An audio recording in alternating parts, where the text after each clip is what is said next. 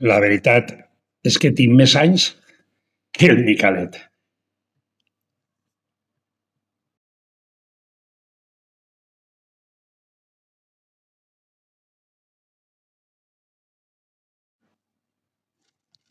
Si tinguera que escriure un llibre en els meus records, el seu títol seria Toda una vida.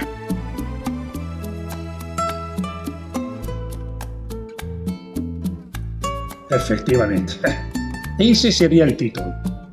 Encara em pareix que fa 4 dies. Però quantes ganes tenia de fer coses. Vaig donar els primers passos. En la dolçaina,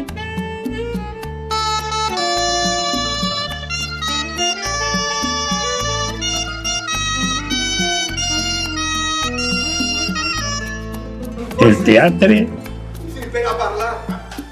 Jo venia a proposar-te un bon partit per a la meva neboda. En sèrio. No me parles d'Isabrigones. És una malvada i una pícara verinosa a la que vaig atacar en un convent abans de 48 hores. Però com vas a fer això, no? Com? El meu poder. Perdona. Torne. Agarra el bastó. Recorda que estàs molt fluixet i no pots caminar sense ell. És veritat. els balls nacionals.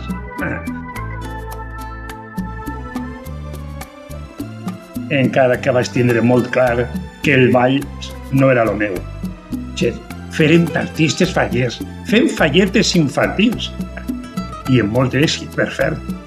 Clar, que mirant cap enrere és de veres. Es feia palpable la joventut fent i preparant presentacions.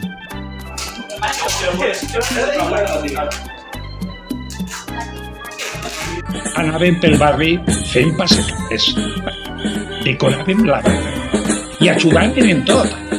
Fèiem paelles, tot per a fer gran la setmana fallera. Encara me'n recordé. De més jovenet, la guinda a les meues il·lusions falleres se va produir. Em nomenaren president infantil.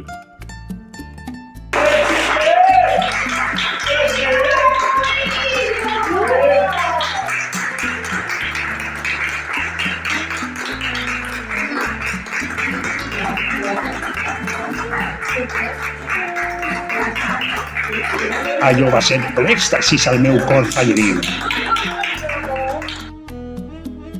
Clar que d'això és impossible recordar.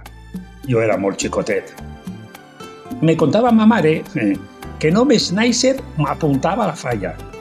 I en quan vaig haver a casar, la meva felicitat era màxima. Pues pareix ser que l'ambient que respirava, més que els besos i tota classe de carícies que em donaven a muntó, m'omplien de goig i felicitat. I en eixa grapa d'anys de treball no m'han llevat les ganes de continuar baixant a la meua falla, a la meua casa. Al contrari, eixes ganes s'han vist recompensades perquè així he trobat una segona família, la meua família fallera. I ara, que encara tinc memòria, pense nostàlgicament que el present relat faller és de tota una vida.